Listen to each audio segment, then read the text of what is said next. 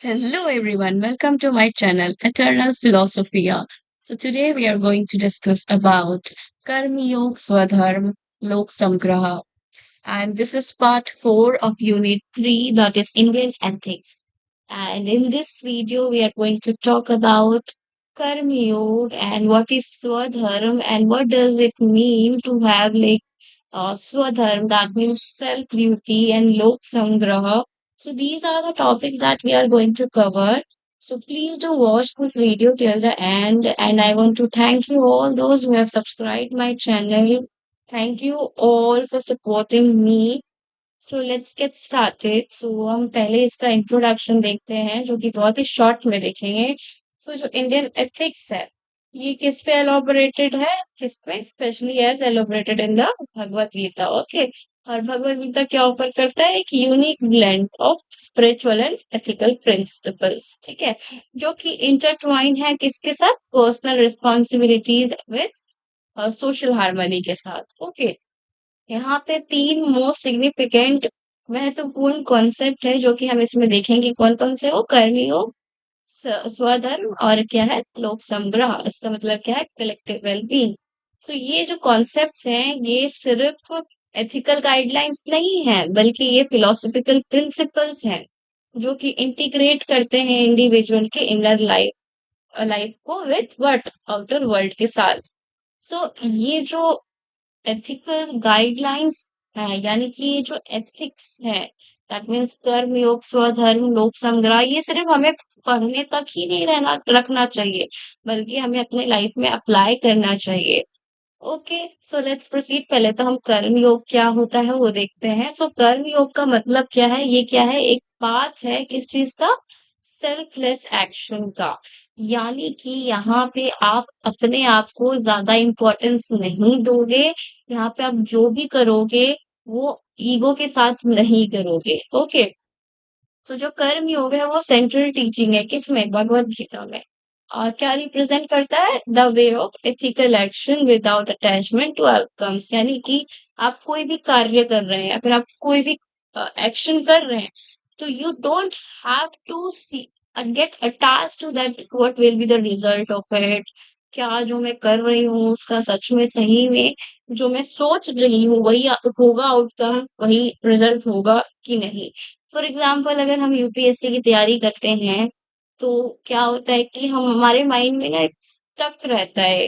क्या कहते हैं, एक चीज स्टक रहती है कि अगर मैं तैयारी करूंगी क्या सच में मेरा हो पाएगा कि नहीं हो पाएगा. यूपीएससी तो बहुत ही डिफिकल्ट है. यहाँ पे कर्म योग आपको कहता है कि आप अपना धर्म निभाइए, आप अपना कर्म करिए. ओके. जो फल है उसकी चिंता मत करिए. So it emphasizes the performance of one's duty for welfare of others for a higher purpose. और ये क्या है? ये मतलब ये क्या ड्यूटी है हमारी, कि हमारी ड्यूटी और एक्शन ऐसा होना चाहिए कि ये दूसरों को मदद करे फॉर अ हायर पर्पस. सो पहला हम इसका पॉइंट देखते हैं वो क्या है? Action over result. यानी कि आप रिजल्ट को इतना ज्यादा इम्पोर्टेंस मत दो. इम्पोर्टेंस किसको देना है? एक्शन को देना है. राइट. सो जो प्राइमरी आइडिया है कर्म योग का वो क्या है? One should act without attachment to the fruits of the action. मतलब हमें किसी भी कर्म का या फिर किसी भी एक्शन का जो फ्रूट है उससे अटैच नहीं रहना है. तो कर्म रिफर्स करता है किसको? एक्शन को. और जो योग है दैट मीन्स बट द योग एलिमेंट सजेस्ट करता है क्या? ये जो एक्शन है वो क्या है? स्पिरिचुअल प्रैक्टिस है. And action itself is inevitable. इसको हम ना हटा नहीं सकते, यानी कि इसको हम अपने लाइफ से हटा ही नहीं सकते. It is inevitable. So, but the moral value of action is realized when one detached from the result. जब मॉरल वैल्यू हमें कब पता चलता है एक्शन का? जो भी हम चीज करते हैं जब हम उसके रिजल्ट से डिटैच रहते हैं. ठीक है. So according to Gita attachment to result binds the individual to worldly concerns. ये तो बिल्कुल सही बात है. अगर हम फल की चिंता करते हैं, रिजल्ट की चिंता करते हैं, जो काम हम करने वाले हैं उसको ही करना भूल जाते हैं. Right. So while detachment leads to liberation.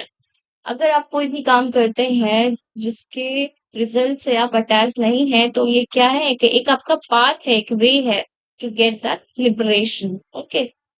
Now, if we talk about the second point here, that is ethical discipline. So, what is ethical discipline in Karma Yoga? So, in Karma Yoga, there is an emphasis on maintaining ethical discipline in every action.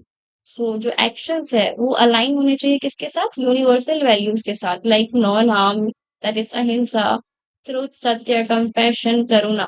यानी कि अगर आप जो अपना action कर रहे हो, अपना कार्य कर रहे हो, वो वायलेंट नहीं होना चाहिए। It should be blended with what? It should be blended with ethical discipline, यानी कि जो आपका एक्शन है वो ऐसा होना चाहिए कि किसी और को हार्म नहीं करना चाहिए। It should be always based on truthful. Okay, it should be always truthful and compassion, यानी कि दूसरों के लिए हमेशा कंपैशन दिखाना। या ये नहीं कि आप अपना कार्य कर रहे हो तो दूसरों को चोट पहुंचाने के इंटेंशन से कर रहे हो, राइट? ये नहीं करना है। तो ये जो आइडिया है इज दैट कि जो individual should act in such a way that it benefits other. ऐसे हमें एक्ट करना चाहिए कि दूसरों को बेनिफिट हो, उनको ज्यादा से ज्यादा हमसे हेल्प मिले, right? So thereby aligning personal actions with the broader social welfare. Now, if we talk about this non-egoistic work, so non-egoistic work क्या होता है? जो कर्म योग है वो क्या इन्वॉल्व करता है? Performance of work without ego. आप जो भी काम करें ईगो के साथ ना करें, ईगो के बिना करें, ठीक है? यहाँ पे क्या होता है कि जो एम्फेसिस है वो सर्विस को हो जाता है, सेवा। आपने देखा होगा गुरुद्वाराज में या फिर कोई मंदिर में आप जाते हैं तो जो वहाँ सेवक होते हैं वो सबकी सेवा करते हैं, ठीक है? वहां पे क्या है कि वो अपना ईगो जो है साइड में रख देते हैं, बिल्कुल ईगो तो उनमें होता ही नहीं है। तो जब आप में ईगो होगा ही नहीं तो आप दूसरों के लिए सेवा करोगे, दूसरों को खुशी दोगे, दूसरों की हेल्प करोगे, right? So where work is seen as a form of devotion to a higher principle rather than for personal gain। यहाँ पे क्या है कि आप जब ऐसा काम करते हैं तो ये काम कैसा देखा जाता है? डिवोशन जैसा, जो कि एक हायर प्रिंसिपल है, rather than personal gain। So by removing the ego, अगर हम ईगो को रिमूव कर देते हैं, one can purify their intentions। और जब हमारे इंटेंशंस जो है प्यूरिफाई हो जाते हैं, दैट मीन्स कि किसी भी इंटेंशन से हमारा एक्शन नहीं होता है, तो क्या लीड करता है ये? क्या रिजल्ट आता है इसका? इनर पीस रिजल्ट आता है और हार्मोनियस रिलेशनशिप होता है सोसाइटी के साथ। ओके, नाउ अगर हम इसका फोर्थ पॉइंट देखें, that is spiritual practice through work. So आप कैसे स्पिरिचुअल प्रैक्टिस कर सकते हो काम काम के साथ? सो जो कर्म योग है वो पॉजिट करता है कि जो वर्क है, काम है, वो itself can be a form of spiritual practice.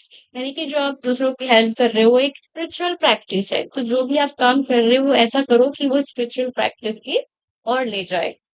So when done without selfish desire, work becomes an offering to the divine। यानी कि अगर आप कोई चीज सेल्फलेसली एक्ट कर रहे हो तो वो क्या है? एक ऐसा काम हो जाता है, ऐसा वर्क हो जाता है कि आप भगवान को ऑफर कर रहे हो। जिस लाइक आप लोग चढ़ावा चढ़ाते हो ना, तो वैसे ही आप जो हो अच्छा काम करके आप ऑफरिंग कर रहे हो किसको? डिवाइन। और ये transforming mundane task into avenues of self-purification and enlightenment। Okay, now if we talk about this harmonizing individual and social good, so ultimately जो कर्म योग है वो क्या सीख करता है? Harmonise the individual personal good with common good. यानी कि ये हार्मोनाइज करता है, पीस लाता है इंडिविजुअल पर्सनल गुड और उसके साथ कॉमन गुड का भी, यानी आपका भी भला होगा, आपको भी इनर पीस मिलेगी, बाकियों को भी मिलेगी। An individual selfless action contributes not only to their own spiritual growth but also the benefit of society।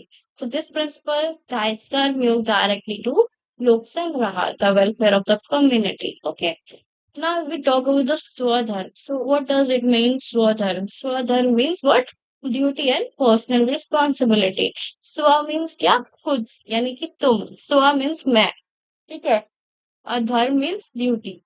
So duty and personal responsibility। So Swadharma refers to individuals' own duty grounded in their position within society। और ये इनका जो responsibility है वो किस पे based होता है? पर्सनल एबिलिटीज पे। और ये जो कॉन्सेप्ट है क्या अपहोल्ड करता है? The idea that each person has unique role and responsibility in life. यानी हर एक व्यक्ति के पास उनका खुद का एक ड्यूटी और रिस्पॉन्सिबिलिटी है जिसको उन्हें निभाना होता है। So individual duty based on nature.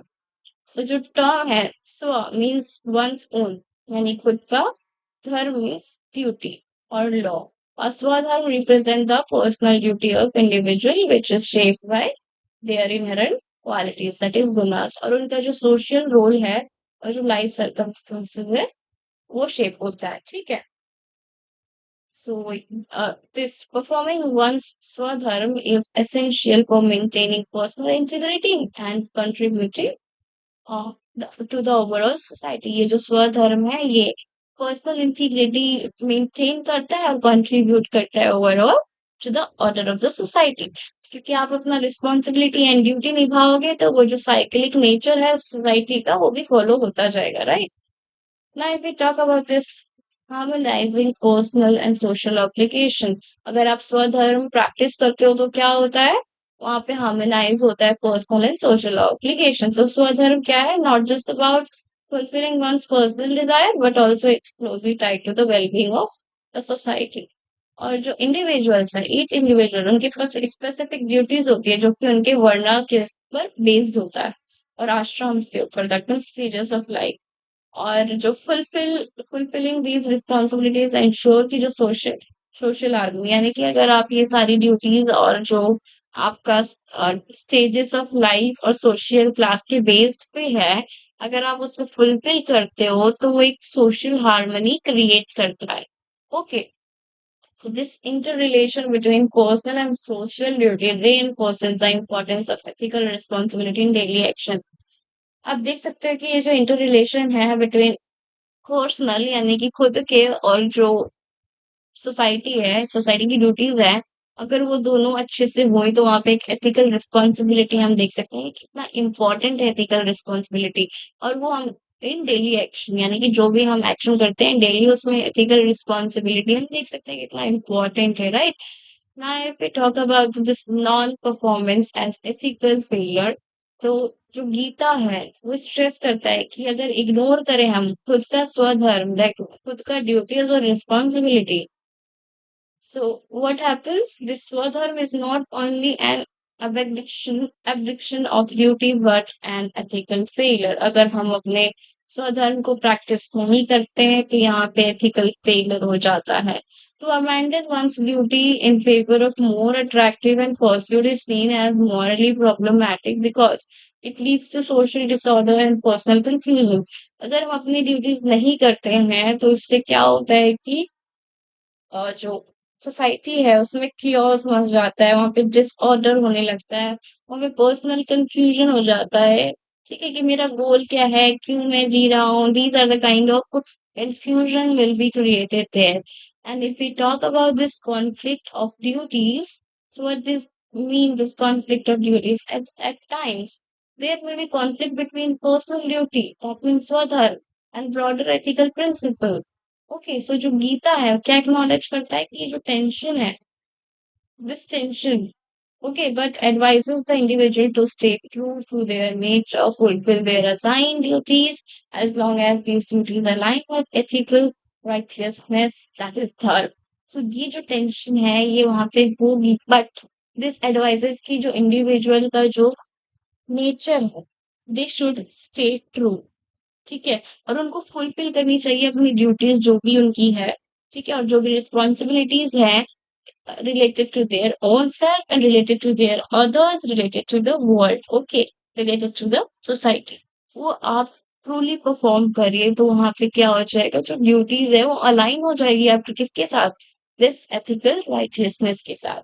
Now, if we talk about the development of moral character, तो यहाँ क्या हो रहा है कि जो फॉलोइंग वन स्वधर्म helps in cultivation of moral character, यानी कि अगर आप स्वधर्म यानी कि खुद की रिस्पॉन्सिबिलिटीज एंड ड्यूटीज फॉलो करते हो तो क्या होता है कि हेल्प करता है कल्टीवेटिंग मॉरल कैरेक्टर, यानी कि आपका जो कैरेक्टर है वो मॉरली क्या है, रिफाइन हो जाएगा, और वो जो आपका कैरेक्टर है वो काफी ज्यादा एथिकल और मॉरल हो जाएगा।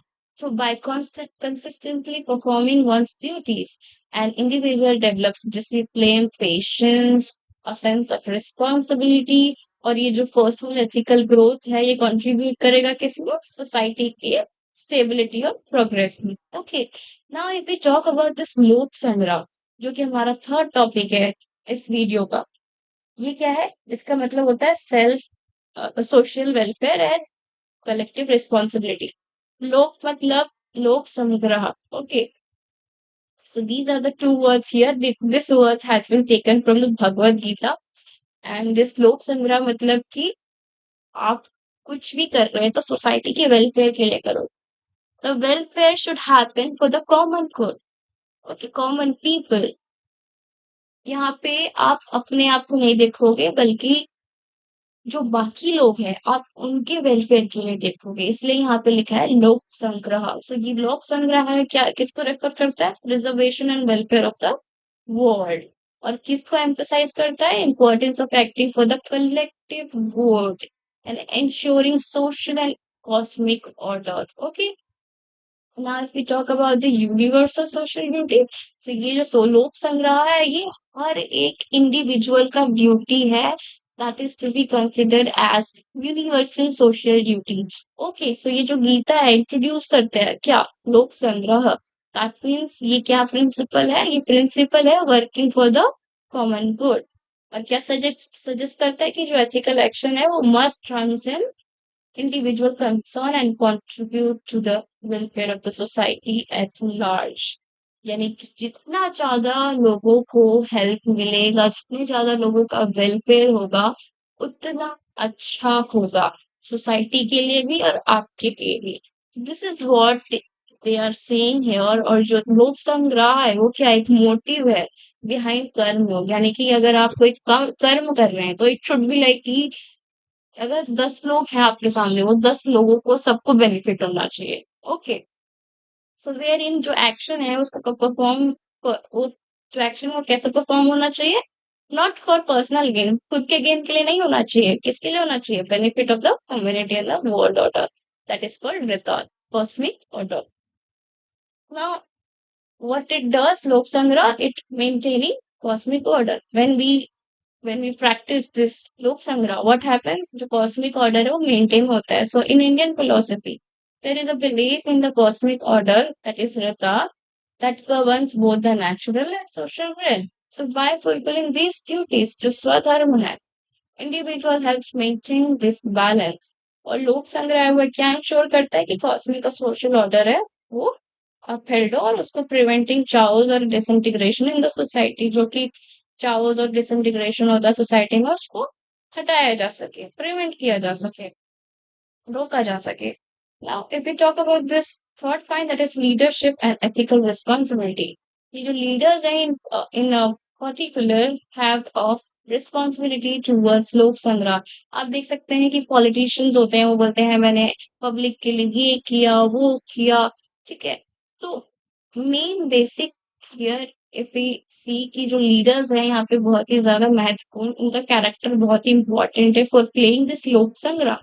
if they do one thing, if they pass one law, that law should be benefited to everyone, irrespective of the discrimination based in the society, based on race caste that is existing in the society. Okay. So according to Gita, Gita क्या कहता है? Those in position of power or influence should act in a ways that set an ethical example for others। यानी कि जो लोग powers में हैं या फिर इन्फ्लुएंस करते हैं, उनको ऐसा काम करना चाहिए जिससे जो बाकी लोग हैं उनके लिए वो एक एग्जाम्पल बन सके, ठीक है। सो और उनका जो एक्शन है कैसा होना चाहिए? It should aim at uniting society and preventing disorder. ये जो एथिकल लीडरशिप है therefore becomes a critical aspect of Lok Sangrah. Now, if we talk about this fourth one, that is community over self. The Lok Sangraha means that community over self. So, Lok Sangraha requires that individual put the community welfare above their personal interest। और ये जो principal है किसके साथ align करता है? With selfless emphasis emphasizing value, where one's action are directed towards a collective rather than individual benefit। ठीक है, यहाँ पे बेसिकली हमने पढ़ा है कि हमें सोसाइटी के लिए ज्यादा सोचना चाहिए, हमारा काम ऐसा आना चाहिए कि सोसाइटी को हेल्प मिले, ठीक है। स्वधर्म हमारी ड्यूटीज एंड रिस्पॉन्सिबिलिटीज ऐसी होनी चाहिए, it should not be based on self gain, बल्कि सोसाइटी का गेन हो, ऐसा होना चाहिए हमारा रिस्पॉन्सिबिलिटी एंड ड्यूटी। ना if we talk about this global relevance, ये जो लोक संग्रह है ये सिर्फ ऐसा नहीं है कि सिर्फ इंडिया तक सीमित रहेगा, राइट? ये किसके लिए है? पूरा वर्ल्ड के लिए। Okay, so in today's interconnected world क्या होता है कि जो प्रिंसिपल है लोक संग्रह का, उसका एक सिग्निफिकेंट रिलेवेंस है। You know why? क्योंकि हम देख सकते हैं आजकल लोग सिर्फ अपना पर्सनल ग्रोथ के लिए ही काम करते हैं, पर्सनल गेन के लिए ही काम करते हैं।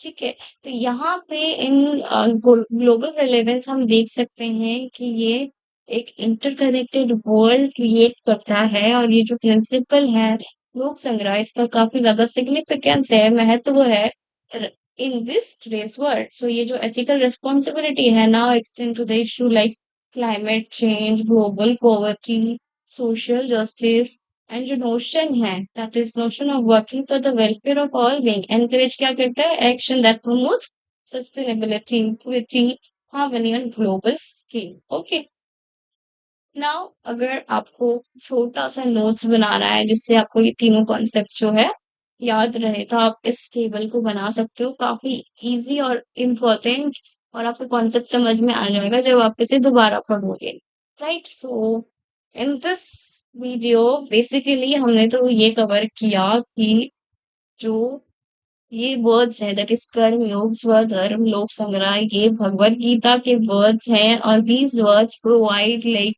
N duties and responsibilities for you to see कि जो बाकी लोग हैं, जो भी आप काम करो उनसे उनको बेनिफिट हो, राइट? सो अगर हम कर्म योग के बारे में बात करें तो कहाँ फोकस करता है? एथिकल एक्शन, जो कि विदाउट अटैचमेंट होना चाहिए, और इसका एप्लीकेशन कैसा होना चाहिए? Just like performing duties without seeking the result. और इसका आउटकम कैसा होना चाहिए? It should be like spiritual liberation, ethical and harmony. And स्वधर्म की बात करें तो ये क्या है? फोकस करता है पर्सनल ड्यूटी पे, और हम इसकी एप्लीकेशन करें तो क्या है? This align action with one's nature and social growth. And if we talk about this outcome is like personal integrity होता है, वहाँ पर social order मिलता है। और लोक संग्रह की बात करें तो इसका फोकस कहाँ है? सोशल एंड कॉस्मिक वेलफेयर पे rather than personal. And it should be its application should be like acting for collective good. और इसका आउटकम क्या होता है कि preservation of world order, community welfare. Okay, right. So we have completed this unit 3 ka 4 part. So thank you everyone for watching my video. If you feel that my videos are helpful for you, please do subscribe, like and comment.